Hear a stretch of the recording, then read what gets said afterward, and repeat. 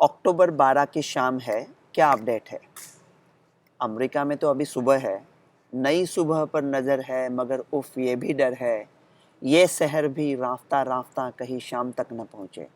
अभी कोई शाम वाम का डर नहीं है, अगर शाम तक पहुँच गए तो बिजली जला देंगे। अभी सब उजाला ही उजाला है, रोशनी ही रोशनी है, डरने की कोई बात नहीं है। तो अक्टूबर 12 की अपडेट क्या है? पहली ये कि अपडेट की अभी क्या ज़रूरी है? क्या ये ख़त्म हो चुका है सचमुच? मर्क के दवाई का क्या चल रहा है? इंडिया में मर्क के ट्रायल दो बड़े कंपनी ने बंद क्यों कर दिए और न्यूज़ क्यों आ गई? कोवैक्सीन 2 से 18 साल का क्या डेटा है? वैक्सीन मैंडेट्स अभी पूरे दुनिया में चलने लगेंगे, वो क्यों है? मतलब तोता तो मर चुका है, लेकिन बिरबल अकबर से कहेगा नहीं कि तोता मरा है, क्योंकि उसको डर है। तो पूरे दुनिया में सही है या गलत है, अभी वैक्सीन मैंडेट लग जाएगी। तो 12 अक्टूबर को क्या अपडेट है? पहला देखते हैं कि अपडेट की ज़रूरी क्या है। पिक्चर अभी बाकी है मेरे दोस्त।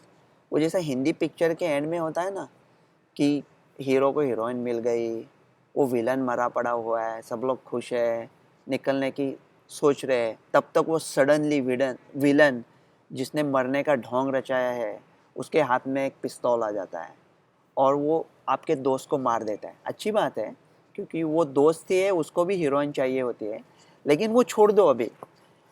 पिक्चर इसलिए बाकी है कि ये जो लोग हैं तो कहीं ना कहीं से तो बुरी खबरें निकाल के आपके ऊपर डालते रहेंगे। तो दो चीज़ के लिए इसके बारे में सोचना है। पहली चीज़ ये है, मैं कह रहा था कि जब केसेस ज़्यादा थे तब मैं कह रहा था केसेस गिनो मत। अब जब केसेस बहुत कम है तब भी मैं कह रहा हूँ कि गिनो मत। शायद बढ़ जाएंगे सब खोलने के बाद, लेकिन डरने की कोई बात नहीं है।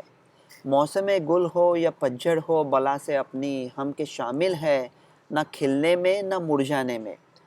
वो मौसम गुल हो और केसेस गुल हो गए तो भी जश्न मनाने की कोई ज़रूरी नहीं है, क्योंकि केसेस अगर बढ़ भी गए तो कोई अभी फ़र्क नहीं पड़ता। जब तक हॉस्पिटलाइजेशन नहीं बढ़ते तब उसके ऊपर अभी ध्यान ही नहीं देना चाहिए। मैं तो बताने वाला था कि अभी जैसा व्रत रखते हैं नवरात्र में या उपवास करते हैं, वैसा ऐसा व्रत रखेंगे कि 72 आवर्स ना कोई कोरोना की न्यूज़ देखेंगे, ना कोई वीडियो बनाएंगे, ना कोई वीडियो देखेंगे, फॉरवर्ड करेंगे, ट्वीट करेंगे, छोड़ देंगे सब। लेकिन अभी ये इसलिए इम्पोर्टेंट है कि आप जब सोच रहे हो कि पिक्चर ऑलमोस्ट ख़त्म हो गया, सडनली आपको अगर कोरोना हो गया तो क्या करना है वो अभी तय करके रखेंगे।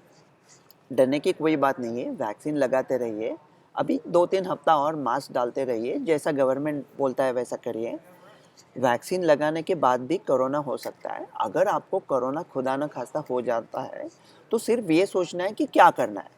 अगर आप हाई रिस्क है, high blood pressure, diabetes, obesity, कोई कैंसर की बीमारी, सीओपीडी, स्मोकिंग वगैरह कुछ है, 7 पॉइंट्स में से आपको 2-3 है, तो ये तय करके रखना है कि रेजेनरॉन एंटीबॉडी अभी भी चलती है। अगर आप कोविड पॉजिटिव आ गए तो 5 मिनट के अंदर अंदर रेजेनरॉन एंटीबॉडी लेनी है, तो फिर 85% चांस नहीं है आपको ये डिसीज़ होने का। तो मतलब एकदम परफेक्ट रेजेनरॉन एंटीबॉडीज़ का बंदोबस्त करके रखें और फिर निश्चिंत रहिए। ये मर्क का क्या चल रहा है? अभी इंडिया में बड़ी न्यूज़ आई है कि मर्क का जो मॉडरेट और सीवियर पेशेंट्स में ट्रायल चल रहा था, उसमें मर्क की दवाई चलती नहीं, इसलिए वो ट्रायल बंद हो गई। बड़ा न्यूज़ आ गया। ये क्या पागलपंती है? अगर आपके T20 टीम में तेंदुलकर और सहवाग है और आप उनको 10 डाउन और 11 डाउन भेजते हो बल्लेबाजी को, मैं अभी बता देता हूँ आपको, ट्रायल की कोई ज़रूरी नहीं है। आप सचिन और सहवाग को इल्ज़ाम ना दे, आपने उनको बैटिंग को लेट भेजा, इसलिए वो चलते नहीं है। मर्क की जो कौन सी भी एंटीवायरल दवाई है, जितना जल्दी हो वो दे तो अच्छा है। मर्क की दवाई तो अच्छी चलने वाली है। 3 कंपनियां हैं, मर्क है, फाइजर है और एक तीसरी कंपनी जिसका आपने नाम भी नहीं सुना है। और जिसका आपने नाम सुना नहीं है वो कंपनी बाजी मार देगी, आप गूगल कर लो, मैं अभी नाम नहीं बताने वाला। तो ये जो मर्क की दवाई है उसके अभी कितने डोसेस है, मतलब उसका 5 गोली 2 दिन में 2 बार ऐसा, 4 गोली दिन में 2 बार ऐसा 5 दिन का कोर्स है। 40 गोली का एक कोर्स है। 1 करोड़ डोसेस मतलब लगभग 40 करोड़ डोज जो उसको भविष्य में बनने वाले हैं, वो अभी अमेरिका, सिंगापुर, ऑस्ट्रेलिया और साउथ कोरिया ने ऑलरेडी खरीद लिए है। लेकिन भारत को डरने की कोई बात नहीं है, वो कुछ जुगाड़ करके वो 2-3 कंपनी मिलके वो भारत में डेफिनेटली आ जाएगा। और ये दवा की वो पूरे मर्क का यूज़ करके पूरे विश्व की महामारी अब ख़त्म होने वाली है। क्योंकि अगर आपको गलती से कोविड हो भी जाता है तो एक ऐसी गोली जो आप सुकून से आराम से खुद के घर में बैठ के ले सकते हो। और वो जो मानसिक भी आपको है ना कि अगर सडनली आपको कोविड हो गया, आप डरे हुए, सहमे हुए हैं, मेरे वीडियो भी नहीं है आपके पास, तो मज़ा कर रहा था। तो उस समय पे आपको ऐसा पता है कि शायद ऐसी दवा है दुनिया में कि जो ले ली तो 80-90% कोविड ठीक होता है, तो आपको बहुत अच्छा लगेगा और वो जो सुकून है ना वो आपको ठीक कर देगा।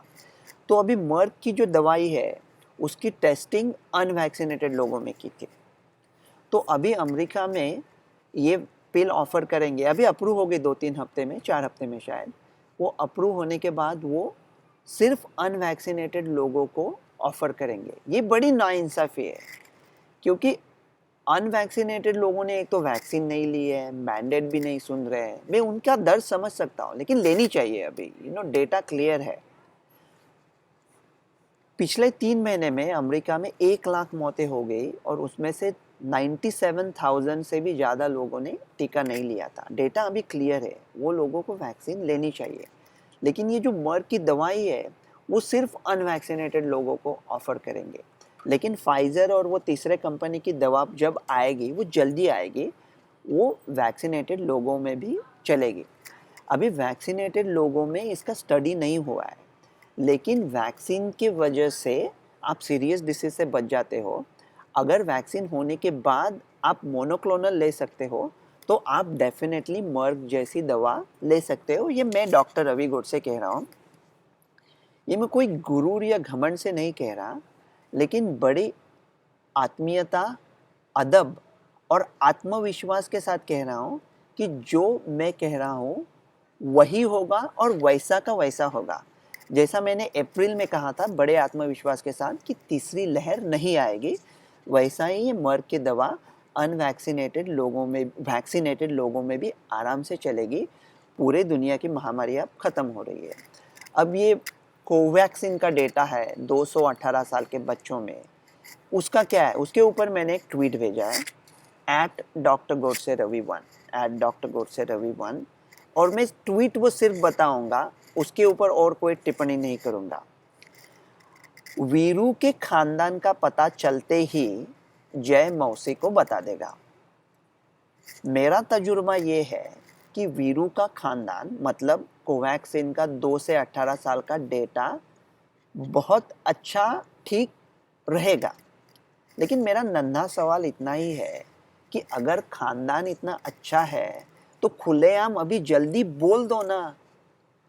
मैं सगी मौसी हूँ, कोई सौतेली माँ नहीं।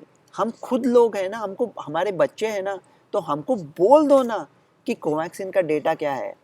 हरकतें ऐसी करते हो और उम्मीद ये रखते हो कि वर्ल्ड हेल्थ ऑर्गेनाइजेशन अप्रूवल दे दे। भारत सरकार ने अच्छा काम किया है, कोवैक्सीन लाया, बहुत अच्छा काम किया है। मैं कमेटी से थोड़ा खफा हूँ क्योंकि वो लोग ना, मतलब अभी कैसा कहे, ज़्यादा तेज नहीं है। और हम क्यों उन्हें कोसे, अगर तेज होते तो वो कमेटी पे क्यों आ जाते। लेकिन उनको गुरूर है इस बात का कि तेज नहीं है, कि आराम से। अभी बाकी के वैक्सीन को अप्रूवल नहीं देंगे और कोवैक्सीन को सडनली अप्रूवल दे दिया 2 to 18। वो वैक्सीन शायद मतलब ठीक ही रहेगी, सेफ ही रहेगी, लेकिन डेटा पब्लिश करो ना। और मेरा मानना सिर्फ ये था कि अगर मॉडर्ना, फाइजर, तो अभी फाइजर ने सिर्फ 5 से 11 में अप्लाई किया है, अप्रूव ही नहीं हुआ है। तो अमेरिका में 2 से 12 साल के बच्चों में कोई टीका नहीं है और इंडिया में सडनली टीका आ भी गया। मेरा कहना सिर्फ ये था कि जिनकी उम्र 12 के ऊपर है, 12 के 18 के बीच में है, वो लोगों के पेरेंट्स को अगर खुद इंडेमिटी लेके उनके बच्चों को फाइजर, मॉडर्ना देनी है तो उनको देने दो।